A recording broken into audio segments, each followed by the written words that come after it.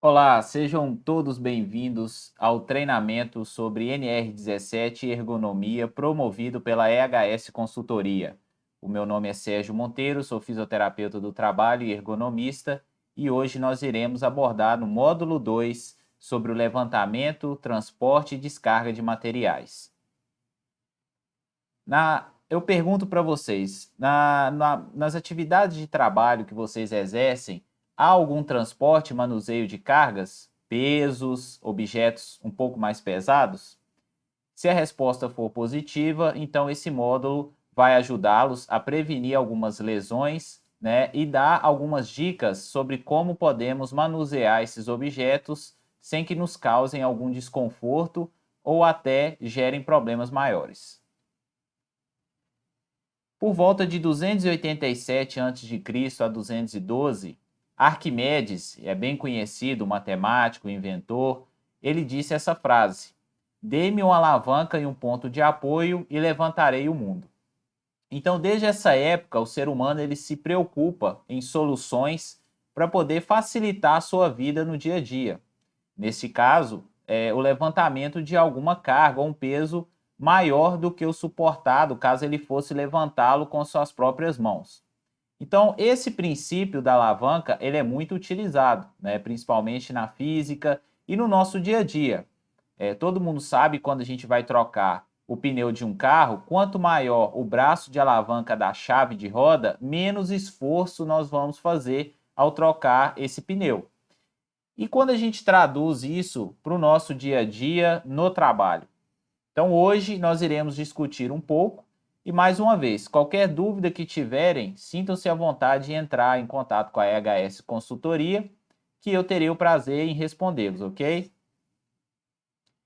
Eu trouxe esse vídeo para ilustrar um pouco o que nós podemos encontrar em algumas situações de trabalho. Claro, não são todos, né, todas as empresas ou situações de trabalho que são iguais a essa. Mas esse vídeo ficou bem famoso aí no meio do pessoal da saúde ocupacional e eu trouxe ele para vocês. Vamos dar uma olhada. Lembram que Arquimedes, lá em 287 a.C., ele já pensava em meios de facilitar esse transporte, né, esse manuseio de cargas mais pesadas. Aí quando a gente vem para o século XXI, a gente pode encontrar situações como essa.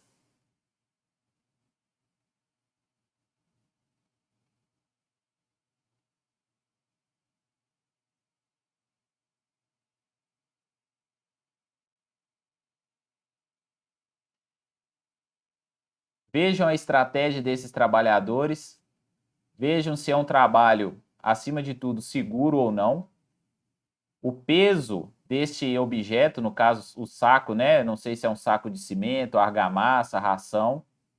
Mas vejam a estratégia operatória, nós discutimos no módulo 1, né? Vocês devem lembrar daquele vídeo do carregador de tijolos. Então eu trouxe esse vídeo também no início do nosso módulo para a gente poder refletir.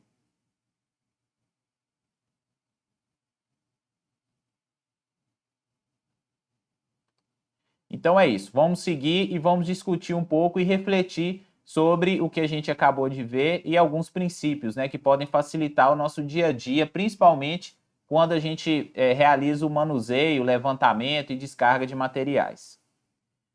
E aí, mais uma vez, uma perguntinha para vocês. Qual que é o fator mais importante nas atividades de levantamento, transporte e descarga de materiais? Algumas pessoas podem pensar, né, no próprio material em si, outras pessoas podem pensar na capacidade física desse trabalhador, se é um trabalhador mais forte, se é um trabalhador um pouquinho mais mirradinho, que ele não aguenta. A gente tem muita a questão cultural também, de trabalhadores que vêm de anos trabalhando em atividades físicas bem desgastantes, e aí, às vezes, quando chega o ergonomista na empresa e decide, né, melhorar aquele trabalho, às vezes por um fator cultural da empresa ou do trabalhador, ele fala: ah, na minha época não tinha disso, a gente pegava tudo na mão. Só que hoje em dia, quanto menos esforço ser feito e esse trabalho, essa tarefa ser feita de uma forma mais eficiente, melhor. Vocês não concordam? Então, voltando à nossa pergunta, qual que é o fator mais importante nas atividades de levantamento, transporte e descarga de materiais? São vários, mas o mais importante que a gente tem que prestar mais atenção é justamente no peso transportado. Nós vamos ver mais para frente a respeito dos limites e outras coisas, porém o importante é o peso, né? Como eu disse, várias pessoas podem levantar o objeto, né, o próprio peso, né, transportado, o tipo de operador que está transportando, a postura, enfim. Só que o fator mais importante, mais que diz respeito a maiores riscos aí que podem ocorrer, principalmente na nossa coluna vertebral, é a carga, é a massa, é o peso transportado. E aí, uma pergunta que me fazem bastante nas palestras e até nas consultorias também, é em relação ao limite, né? Qual que é o limite de massa ou de peso que um trabalhador pode pegar? Então, essa é uma dúvida muito comum, principalmente, né, não só dos trabalhadores, mas de profissionais da área de saúde e segurança do trabalho, sobre qual o limite legal, um limite normativo de peso, né? Acreditava-se que poderia ser uma porcentagem do peso corporal. Ah, por exemplo, se eu peso 74 quilos, eu posso pegar até tantos por cento do meu peso. Outros já citavam pesos maiores ou menores, de acordo com normas nacionais ou internacionais. Então, eu trouxe para vocês aqui dois principais normativos e um deles ao qual eu acredito que nós devemos seguir. Então, o primeiro deles é a nossa própria CLT, Consolidação das Leis do Trabalho. No seu artigo 98, ela fala que é de 60 quilogramas, né, 60 quilos, o peso máximo que o empregado pode remover individualmente, ou seja, sem o auxílio de maquinário ou nada, com as próprias mãos ali, com a força do corpo. Ressalvadas disposições especiais para trabalho de menor e da mulher, é claro, né? Então, a CLT, ela é de 1940, alguma coisa, e esse dispositivo ele foi atualizado em 1977, né, através dessa lei 6514. Então, pensem bem, será que de lá para cá alguma coisa mudou, né? Principalmente na tecnologia, nos avanços tecnológicos, né? Nas facilidades e até na legislação trabalhista, previdenciária? Então, por isso eu trouxe o segundo item, que é o item, né? O limite de peso máximo recomendado pela NIOSH, que é o Instituto dos Estados Unidos, né? Tá o nome dele aí, onde ele recomenda, tá? Que o limite máximo aí, situações ideais, o limite de peso recomendado é de 23 quilos. E quais seriam essas situações ideais? Não é simplesmente eu ter 23 quilos, eu estou livre para pegar, né? Tanto o homem quanto a mulher, não. Esse peso, essa massa, ela tem que estar disposta em situações ideais. Quais seriam? Primeiro, o objeto sempre próximo, né? Carregado, manuseado próximo ao corpo. Quanto mais distante do corpo eu manuseio esse objeto, mais força a minha musculatura, né? A gente chama de musculatura paravertebral, que é essa musculatura das costas, ela vai fazer para sustentar. Então, esse limite quanto maior, quanto mais próximo ao corpo, melhor. Esse objeto ele sempre tem que estar, né, se possível, a 75 centímetros de altura do piso. Então, se eu for pegar 23 quilos a 75 centímetros, né, de altura, é uma coisa. Agora, se esses 23 quilos estiverem no chão e eu ter que flexionar minha coluna no ângulo excessivo, e aí já pode se tornar um risco, mesmo sendo 23 quilos, ok? Esse peso, né, tem que ser elevado no máximo. Se eu peguei ele de 75 centímetros, eu posso elevar ele, né, no máximo até 30 centímetros acima, ok? Para que eu não possa ultrapassar essa linha dos ombros aqui. E a qualidade da pega tem que ser boa. Nós vamos ver no próximo slide o que seria isso. A gente sabe, se a gente for pegar uma caixa onde ela tem um espaço onde eu posso enfiar os meus dedos para poder manusear, essa é uma pega boa. Eu tenho um conforto ali, onde eu tenho uma alça, um grip, né, bom para poder pegar essa caixa. Agora, por exemplo, se for um objeto cilíndrico, um objeto redondo, né, pesado, igual a gente pode ver, as chapas metálicas são objetos quadrados grandes e finos, a gente não tem uma pega muito boa, né? A gente pode ter a presença de quinas, então não seria uma pega boa. Então essas caixas de escritório que tem aquela alça que a gente pode colocar a mão e manusear, seria considerada uma pega boa. E também a frequência de levantamentos menor que uma vez a cada 5 minutos. Quando a gente pensa em pessoal que descarrega caminhão, que vai lá, pega o peso, por exemplo, o próprio saco de cimento, pegou o peso ali, o saco de cimento do caminhão, foi ali, descarregou em algum local do pátio, voltou, pegou outro peso. Se isso aí, essa frequência de ir e voltar, né, fazer esse ciclo completo, ela for menor que uma vez a cada 5 minutos, isso é um fator, uma situação ideal. Se for mais, ele for várias vezes em menos de um minuto, por exemplo, ou for uma frequência grande, é um fator de risco grande. Principalmente se essa carga aí for maior do que 23 quilos. É o que acontece na maioria das vezes, ok? E aí, para mostrar para vocês, né, muitas empresas me perguntam, profissionais, a respeito daquele limite de peso de 69 quilos lá da CLT, desculpa, são de 60 quilos, tá? Corrigindo, 60 quilos na CLT. Muitas empresas me perguntam, Sérgio, mas e o saco de cimento, ele tem 50 quilos, como é que funciona isso? Né? Como que é a questão legal em relação a isso? E aí eu trouxe essa reportagem de 2018, eu não sei se vocês já sabiam, né, mas eu trouxe aqui para ilustrar. Está sendo construído um acordo entre o Ministério Público do Trabalho e várias empresas que fabricam, né, que ensacam cimento, cimento Portland, né, que é esse cimento aí que a gente está acostumado, para diminuir o peso da embalagem de 50 para 25 quilos. Aí eu pergunto para vocês, né, mesmo a CLT, que é um dispositivo legal, usado até hoje, ela fala de 60 quilos, lá no artigo 98. Nós estamos presenciando acordos iguais a este, onde um órgão, né, um órgão da Justiça, aí, o Ministério Público do Trabalho, ele decide fazer um acordo onde ele diminui para 25 quilos. Então, esses 25 quilos, eles estão mais para a NIOSH, que é 23, o limite de peso, ou estão mais para a CLT, que é 60. Então, isso mostra como que as coisas vão evoluindo, tá? E mesmo que a legislação nossa ela fale 60 quilos, nós estamos vendo um movimento de se adotar os 23, 25 quilos propostos pela NIOSH lá nos Estados Unidos.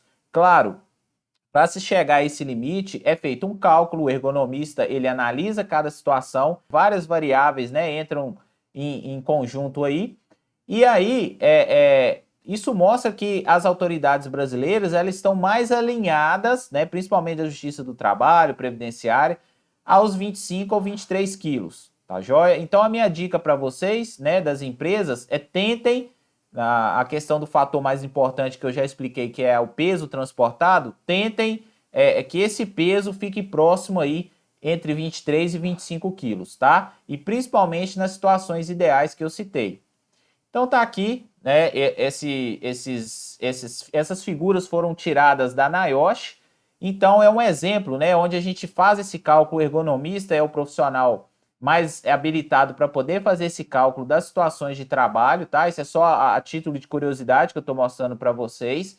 Então nós analisamos ali um trabalho ali numa linha de montagem, numa carga e descarga, e vemos o peso transportado, se há rotações de tronco, né, como essa figura acima aí à direita, se esse trabalhador ele pega ali numa linha de montagem e aí ele rotaciona o tronco dele 90 graus ou até mais, se for o caso.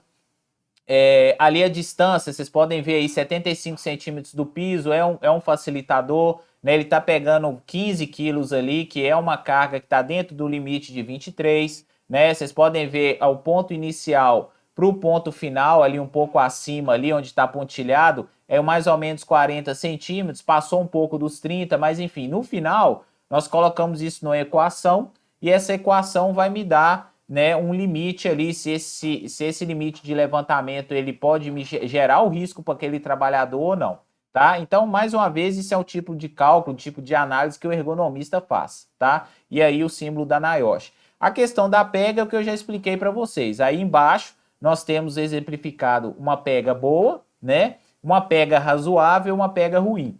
Mais uma vez, vamos analisar no nosso ambiente de trabalho os objetos que a gente manuseia. Esses objetos possuem uma pega boa, razoável ou ruim, né? E promover alguma mudança, um redesign desses produtos aí, ou até um dispositivo de auxílio que facilite essa pega. Eu dei um exemplo no módulo passado, né, de dispositivos do dia a dia que a gente utiliza, e um deles é um dispositivo que pega sacolas, né? Então você não precisa, a sacola não fica comprimindo o seu dedo. Então aquilo promove uma pega boa, né? Em detrimento se você for pegar a sacola direto. Então tá aí um exemplo. Aqui eu trouxe para vocês, eu tirei um vídeo de um canal do YouTube, né, o Muscle Emotion, onde ele mostra um pouco da biomecânica quando a gente levanta peso. Ou seja, o que que acontece principalmente na nossa coluna lombar, lá dentro, nos ligamentos, nos músculos, quando a gente pega o peso de uma maneira errada e quando a gente pega o peso de uma maneira correta. Então eu vou passar o vídeo para vocês e eu vou pausando e vou explicando para vocês, ok? Nós temos aí o agachamento feito de uma forma correta, coluna ereta. Aí, num dado momento, opa, dobrei a coluna, né? Por que que ele fez isso, né? Qual que é essa que foi a pergunta? Por que que a gente tem o hábito de dobrar a coluna? Porque é mais confortável, né? E salva um pouco de energia. Só que a parte que não é tão confortável é justamente a parte que protege a nossa coluna. Então, quando eu dobro essa coluna da forma errada, os ligamentos, vocês estão vendo aí os ligamentos na parte de trás da coluna lombar, é eles que sustentam todo o peso, ao invés dos músculos da perna, da coxa, né? Agora não, quando ele dobra, que essa coluna fica curvada, aí eu já tenho uma ação muscular, né? E eu tenho uma lordose, né? Que é o nome dessa curvatura da coluna lombar, neutra. Então nós temos que nos apoiar nos músculos e não nos ligamentos. Quando a gente se apoia nos ligamentos, olha o que que acontece com a coluna. Ela começa a ter uma força de cisalhamento, que é justamente isso que a gente está vendo no vídeo, né? Olha só, isso pode gerar um prejuízo para a coluna. Vocês estão vendo o foguinho aí, né? Agora, quando eu já adoto, olha lá, o bonequinho puxando, eu adoto a lordose, que é essa curvatura da coluna lombar fisiológica, eu já não tenho essa força de cisalhamento mais, porque a minha musculatura paravertebral, aquela musculatura posterior, ela tá puxando, né, a coluna para não deixar acontecer aquele cisalhamento. Aí é o movimento do disco intervertebral, né? Quando a gente faz aquela emborca toda ali na coluna, e principalmente quando a gente rotaciona também, fazendo essa flexão excessiva aí da coluna de uma forma errada. Então, olha lá, maneira errada, e a outra vez que ele fez, quando ele dobra a coluna ali, ela fica mais com a curvinha, maneira correta. Então, o que que a gente tem que fazer para evitar? Né? Qual que é a técnica correta? Mas eu vou mostrar em forma de fotos, tá? Como é que é essa forma correta. Então, nós podemos ver aqui qual que é os efeitos quando eu vou pegar um peso no chão de uma forma errada. O que que acontece na coluna, tá? Então, a coluna lombar, ela é uma estrutura muito forte. A coluna vertebral como um todo, né, ela é uma estrutura muito forte, muito bem sustentada. Não quer dizer que você não possa pegar um peso no chão sem dobrar a coluna. Não, não pensem nisso, tá? Na verdade, toda a questão aqui é porque vocês estão pegando algo no chão que tem uma massa, tem um peso considerável. Principalmente se esse peso ultrapassa 23 quilos e ele está a menos de 75 centímetros de altura do chão. Tá? Agora, por exemplo, quando a gente vai amarrar um cadarço, a gente tem que dobrar a coluna. Isso não é prejudicial, tá? A coluna é forte o suficiente para aguentar isso aí. Agora, se eu vou dobrar a coluna para pegar algo no chão e pesado, aí pode ter problemas, ok? Então nós vimos aí, principalmente quando a gente adota aquela posição mais emborcada ali, né, da coluna, a gente esse peso todo ali é sustentado pelos ligamentos posteriores da coluna e eles não são fortes igual a musculatura. Vejam aí no vídeo o tamanho da musculatura, né, dos glúteos aí e principalmente da coxa, né? Olha o tamanho desse músculo, a gente tem que usá-lo, né, usá-los de uma forma eficiente, ao invés de usar os coitados dos ligamentos ali que estão ali atrás e eles não foram feitos, né, biomecanicamente, há um estresse, um estiramento ligamentar e tudo isso pode gerar o quê? Dor, né, incapacidade, afastamento, tá joia? E aí eu trouxe, né, um estudo de 2010, onde o nome do estudo é lombalgia ocupacional, e aí eles falam os fatores de risco para sobrecarga lombar no trabalho. Então nós temos aí os traumas cumulativos, né, pessoas que vira e mexe, ele está sofrendo ali com dor lombar recorrente, ou por uma hérnia de disco, ou uma dor lombar inespecífica que não tem uma causa, né? Hoje já tem estudos que falam que aproximadamente 90% das dores lombar não tem uma causa específica. são vários fatores envolvidos, né? Então, esses traumas cumulativos ou repetitivos na coluna, atividades dinâmicas relacionadas com movimentos de flexão e rotação do tronco, nós vimos aí no vídeo, no slide anterior, né, como que isso pode ser prejudicial, principalmente se eu estou manuseando um peso, tá? Trabalho físico pesado, então a gente, né, se você que está assistindo esse módulo, você exerce um trabalho físico pesado, né, principalmente em depósitos, né, em outros tipos de atividades envolvendo, né, ferramentais pesados ou objetos pesados como ferragens, etc., né, sacos de cimento, sacarias, enfim. Então, há um fator de risco aí para o aparecimento de dor lombar. O próprio agachamento, né, feito de uma forma errada, tá? Os macrotraumas, então, por exemplo, já aconteceu, eu já vi, né, casos de acidente de trabalho onde o trabalhador ele sofre um trauma direto na coluna, né, ou algum objeto que cai direto na coluna ali, um impacto causado por um objeto ali que gera um macrotrauma. O levantamento ou carregamento de cargas, como eu disse, o peso é um fator determinante aqui, né? Nós vimos ali o fato de você abaixar para pegar uma caneta, para amarrar o cadastro, ele não por si só ele não vai te gerar prejuízo, muito pelo contrário, nós temos que movimentar a coluna. Agora, isso muda de cenário quando você vai pegar uma carga no chão, seja no seu trabalho ou no dia a dia, tá? Outra coisa também são os movimentos bruscos, tá? Às vezes você vai pegar uma caneta no chão, alguma coisa no chão e faz de uma forma brusca, isso gera uma contração muscular rápida e gera o famoso travamento, né? Que a gente, você já deve, não sei se já aconteceu com vocês ou algum conhecido. Então também para evitar o movimento dinâmico, ele rítmico, né? Que a gente fala, e bem calculado, pensado, com calma, para evitar esses trancos, esses movimentos bruscos aí na coluna. Seguindo aí, né, os fatores de risco, a exposição a longas jornadas de trabalho sem pausa.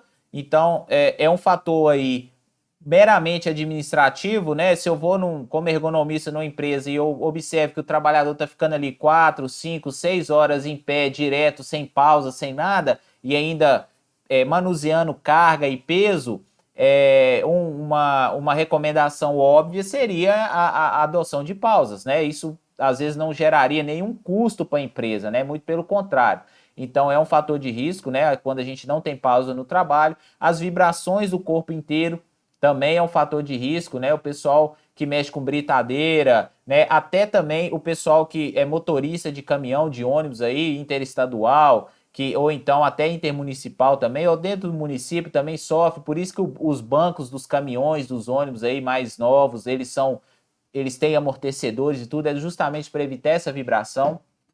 Adoção de posturas estáticas inadequadas, né? A postura estática é aquela onde eu permaneço por um determinado tempo, essa musculatura está contraindo ali, né, em determinado tempo, em segundos e tudo, até em alguns casos extremos, até em minutos. Então, essas posturas estáticas são bem prejudiciais, porque o que acontece dentro do músculo, né? O nosso músculo, para poder funcionar, músculo, tendões, como qualquer tecido do corpo, ele precisa de sangue, de oxigênio. Então, quando eu mantenho uma contração estática da minha musculatura, eu estou contraindo ela, né, de forma estática, o que está acontecendo? Eu estou privando de oxigênio esse músculo. E aí, o músculo, quando ele contrai, ele precisa de energia, né? Ele pega ali energia de algumas células, enfim, né? Do próprio glicogênio, do açúcar, enfim, dos carboidratos. Mas chega uma hora que o músculo ele entra em fadiga, né? Porque ele tem um momento, né? Um tempo de contração. Ele vai chegar num tempo ali que ele, opa, pera aí, minha fonte de energia está acabando, meu combustível está acabando. Aí ele começa a entrar em fadiga e liberar alguns, a gente fala de metabólitos tóxicos, né? Um deles é o ácido lático, e aí você começa a entrar em fadiga. Então, isso eu falei rapidamente aqui, né? Da fisiologia, mas seria isso. A postura estática ela é extremamente prejudicial. Tá? A dinâmica, por exemplo, a contração do bíceps. Eu estou fazendo, contraindo o bíceps, né? Relaxando e contraindo. É como se fosse uma bomba. Eu estou bombeando o sangue aqui. Então, esse tipo de contração, ele é mais, vamos falar assim, em determinadas situações, ele é menos prejudicial do que a estática, né? De eu segurar isso aqui. E também muito importante, né? Os fatores psicossociais no trabalho. que são a insatisfação, o trabalho monótono, o desgaste provocado pela sobrecarga, né, a falta de autonomia e a competição com colegas. Então, isso tudo vai afetar psicologicamente o trabalhador, isso vai gerar uma cascata de prejuízos mentais ali, né, de desordens, de questões sociais no trabalho, né, aquele trabalhador que ele começa a perder rendimento, isso afeta psicologicamente ele, isso gera tensões musculares, a sensibilidade à dor fica aumentada, né? Hoje nós temos estudos aí de mecanismos de dor que comprovam isso também. Então não basta eu ter uma lesão tecidual para eu ter dor. Então, às vezes, fatores psicossociais, psicológicos no trabalho também contribuem. E são fatores que muitas vezes é a organização do trabalho, né? É a organização da produção que pode estar levando. Aí vem o ergonomista, né? Ele vai identificar isso, vai validar com os trabalhadores, olha, essa situação realmente ocorre e tal, e aí vai propor as melhorias. Então, os fatores psicossociais, eles são muito importantes, né, para sobrecarga, principalmente para dor lombar no trabalho, né, e principalmente para quem manuseia o trabalho físico desgastante e manuseia pesos aí durante a jornada de trabalho. Então, para melhorar, né, eu já citei, comecei a citar aqui algumas coisas, para melhorar, né, esse ambiente, um ambiente mais ergonômico em relação ao manuseio de pesos, a NIOSH, ela cita em dois tipos de abordagem, né? A primeira seriam abordagens relacionadas à engenharia, então eu tenho ali, eu posso fazer um rearranjo físico do meu ambiente de trabalho. Eu posso, por exemplo, se eu tenho, eu manuseio aquele macaco hidráulico, paletizador hidráulico, que seja, e aí eu estou encontrando ali na minha superfície, no meu chão ali do meu setor, ele possui ressaltos. E aí eu estou com um pallet pesado ali em cima desse paletizador, eu estou empurrando ou puxando, e aí quando chega no ressalto eu tenho que fazer uma força, ou seja, um tranco maior na coluna. Numa dessas aí pode surgir um episódio de dor aguda. Então, um rearranjo físico aí seria nivelar esse piso ali, uma superfície ali deslizante, mais fácil, né, e segura, para poder evitar esses trancos. Outras medidas, modificações eficientes, né, eu citei uma aqui, mas eu posso modificar os meus equipamentos no posto de trabalho, a disposição das minhas esteiras, eu posso permitir, por exemplo, que uma empilhadeira possa adentrar ali, eu posso paletizar isso, usar uma empilhadeira em vez de ser tudo manual, enfim, é um tipo de modificação. O redesign, né? Eu posso estar usando ferramentas ali que podem gerar algum tipo de dor ou alguma coisa, ferramentas manuais. Se eu tenho a opção de ferramentas mecânicas ou máquinas ou automatizar também, seria interessante, certo? Então, assim, né, a gente tem que usar ferramentas que facilitam o nosso trabalho, como o próprio braço de alavanca. Dispor ou repor, né, equipamentos, postos de trabalho, processo de embalagem, partes e materiais. Então, se eu identifiquei algum desses fatores aí que podem estar gerando um excesso de esforço, principalmente ao manusear cargas, eu tenho que conversar com o meu setor de engenharia, eu tenho que comprar equipamentos que sejam eficientes, que diminuam esse esforço físico do meu trabalhador, tá joia? E aí, em segundo lugar, né, medidas administrativas. Muitas dessas medidas aí, elas são sem custo nenhum, ao contrário das medidas de engenharia, que às vezes pode envolver algum custo, uma modificação maior, né? Então, as medidas administrativas, elas podem ser o rodízio de tarefas, né? O que a gente, como fisioterapeuta e ergonomista, o que a gente olha, né?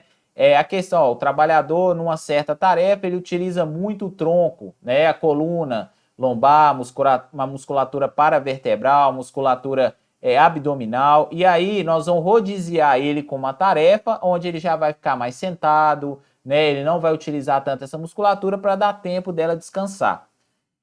A variedade de tarefas, né? Quanto mais variedade de tarefas, o trabalhador polivalente, ele se sente mais motivado, né? Isso já elimina um dos riscos psicossociais que a gente falou, que é a questão da desmotivação, do pertencimento ali, né, do trabalho. Então é interessante para a empresa promover isso, essa variedade de tarefas dentro do possível, é claro, né? Os tempos de pausa também já falamos, né? Muito importante. Da mesma forma que a gente vai na academia, a gente faz ali aquela contração, aquele exercício, a gente tem que esperar um tempo para a musculatura justamente oxigenar, é a mesma coisa no trabalho. Então, nós devemos ter esse tempo de pausa. Então, isso tudo é calculado, né, junto com a equipe de saúde e medicina ocupacional, junto com a equipe de produção, para isso não afetar também a produção, né? A comunicação eficiente, então eu digo que dentre as medidas administrativas, a comunicação eficiente ela é uma das mais importantes. Por quê? O trabalhador, né, nós falamos isso no módulo 1, ele sabe, né, ele tem a noção, às vezes até melhor do que o ergonomista, quem está ali às vezes de longe, do que é melhor para ele, do que poderia ser feito para melhorar. Então, quando ele tem um espaço dentro da empresa, onde ele pode expor essas ideias, um espaço de discussão sadio. Eu dei um exemplo também no módulo 1 da ergonomia participativa, que é justamente isso. Então, é um ponto positivo. Então, empresas que abrem o diálogo com seus trabalhadores no sentido de resolução de conflitos, algum problema na produção, né, que esse diálogo, esse feedback seja efetivo, né, mais abaixo aí nós falamos dos feedbacks também dos trabalhadores. Então, a empresa que abre esse diálogo, que tem essa liberdade, o trabalhador tem essa liberdade de sugerir melhorias, isso é muito bom, isso é ótimo. Então, eu costumo também recomendar muito nas minhas análises ergonômicas, essa melhora da comunicação. E aí, mais um vídeo para vocês. Esse vídeo exemplifica, tá? Esse é a planta de montagem do grupo Volkswagen, eu acredito que seja da Audi. E aí vocês vão ver várias soluções ergonômicas. Esse vídeo é voltado para ergonomia, né, do grupo Volkswagen. Então vocês vão perceber que os trabalhadores, né, eles não se moldam ao trabalho, é o trabalho que se molda eles. Então vocês vão ver vários equipamentos ali de sucção, onde pega ali o objeto que é mais pesado, tudo por sucção, o trabalhador só vai empurrando ali, só vai direcionando, sem pegar peso. É muito interessante também que ela mostra o processo de projeto, onde os vários projetistas, ergonomistas, eles simulam situações de trabalho, de montagem, de modo a diminuir o esforço desse trabalhador. Então vocês vão ver tudo no vídeo aí, tá joia? Vamos lá. Isso aí, vamos lá.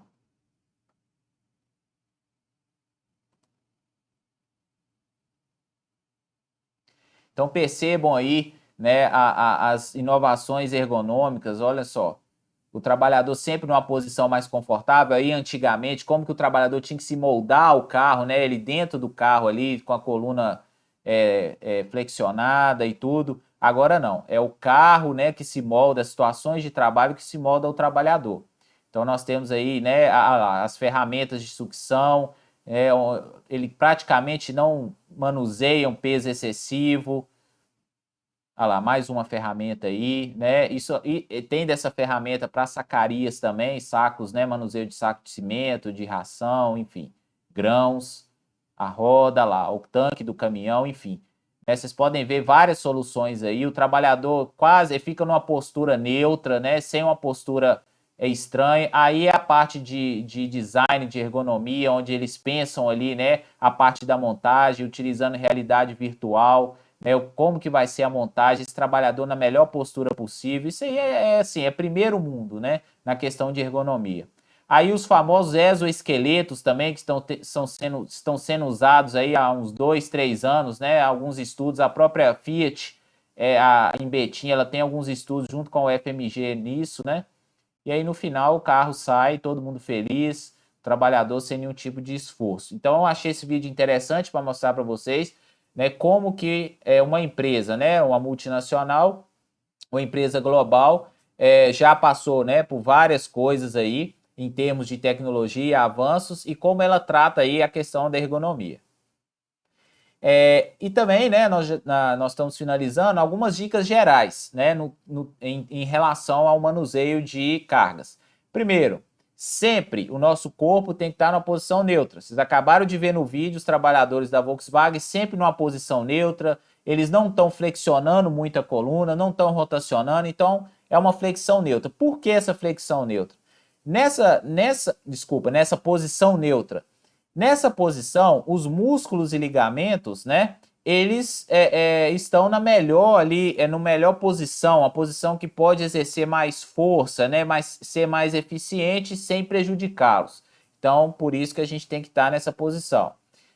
Sempre mantenha, né, o trabalho próximo ao seu corpo, no caso aí a carga, né? Quanto mais distante essa carga, mais força as suas costas, a musculatura das suas costas vai trabalhar para poder manter ali, para você não cair para frente. Isso gera fadiga na musculatura. Evite, né, dobrar essa coluna para frente, repito, né, principalmente quando você vai pegar um peso. Não estou desencorajando vocês a flexionar a coluna no dia a dia normalmente, pelo contrário, isso tem que ser feito. Agora, quando a gente está no trabalho, isso envolve eu flexiono para pegar um peso no chão, principalmente no chão, evitem isso, tá joia? Vocês viram lá naquele vídeo da biomecânica, lá dos músculos, do esqueletinho lá, o que isso pode gerar com as vértebras, né? O efeito cisalhamento, enfim, vários prejuízos para os ligamentos, então não é bom. Também evitar, né, torcer esse tronco. Então, se eu estou numa linha de montagem, eu tenho que pegar algo e torcer o tronco, também é prejudicial. A gente tem que redesenhar, modificar esse posto de trabalho para evitar essa torção. Alternar as posturas, né, entre em pé e sentado, aí entra a questão da rotação de tarefas, das pausas, né? A NR17 ela fala ali que no ambiente ali de pausa do trabalhador, onde é que ele faz as pausas, tem que ter um assento, né, para ele. Então alternar. Se você for, por exemplo, um frentista, você pode observar, né? Tem um banquinho à disposição, quando não está tendo carro nem nada, ele pode usufruir desse assento. Também evitar, né, alcances excessivos. Então, tudo que você trabalha e precisa ali mais próximo de você. Então, para evitar justamente quando a gente vai alcançar algo que está muito longe, a tendência é dobrar essa coluna, né, esticar os braços. Então, evitar sempre tudo próximo de você, principalmente envolvendo carga, né? E também evitar carregar algo acima da linha dos ombros, acima da cabeça. Nós vimos ali no módulo 1, né, o trabalhador, o carregador de tijolos, onde colocava os tijolos todos na cabeça. Então, evitar qualquer tipo de coisa assim, principalmente porque vai gerar prejuízo na coluna cervical, cintura escapular, né, enfim, na coluna vertebral principalmente, e o risco de acidente, né, um acidente ali, algo pode cair, né, na cabeça e gerar um trauma aí. Alguns exemplos de soluções ergonômicas práticas, né, que eu trouxe aqui também. Nós vimos várias aí naquele vídeo da Volkswagen. Então eu trouxe aí alguns dispositivos, né, que eles são hidráulicos ou pneumáticos, né, ou até de catraca que seja, mas que eles pegam ali esse peso na altura e leva, né, um dispositivo de rodinhas, carrinhos. Aqui na figura dessa moça aí de vermelho, a gente tem os carrinhos com a mesa pantográfica, né, muito interessantes aí, facilitam demais o trabalho. Ela ali com o pedal, com a parte hidráulica, isso sobe ou desce, então ela fica numa postura neutra, evita de ficar dobrando a coluna, né, pegando um peso. E aqui, em terceiro lugar, uma ferramenta de sucção, né, principalmente o pessoal que trabalha aí com sacarias, né, com sacos de cimento, eles podem usar. Então, aqueles trabalhadores lá do início do vídeo, que nós vimos lá descarregando, simplesmente jogando lá de cima o saco de cimento, poderia ser feito isso, né? Paletizado de uma forma mais prática, usar uma empilhadeira, enfim. Tem várias soluções aí que poderiam ser feitas. Então, essas aqui são algumas dessas soluções práticas que já existem no mercado. Isso aí já tem empresas especializadas que fabricam esses equipamentos aí. Aonde o ergonomista, a empresa pode investir e vai diminuir consideravelmente o esforço físico do trabalhador no manuseio de carga, né, e descarga aí. Então, para finalizar, mais uma vez, a nossa reflexão desse módulo 2. No seu posto de trabalho, ao manuseio de cargas, né, principalmente ali acima daquele limite de peso que a gente considera ideal, será que existe? Né, se existe, em caso positivo, quais estratégias você e sua empresa adotam para minimizar os riscos desse tipo de atividade? Discuta com seus colegas de trabalho possíveis soluções caso encontre situações de risco elevado para o levantamento, transporte e descarga de materiais. Então, vocês viram aí que existem várias medidas, né, de engenharia, administrativas, né, o próprio treinamento também, ele é importante, que é o que a gente está fazendo aqui hoje, né, o treinamento postural.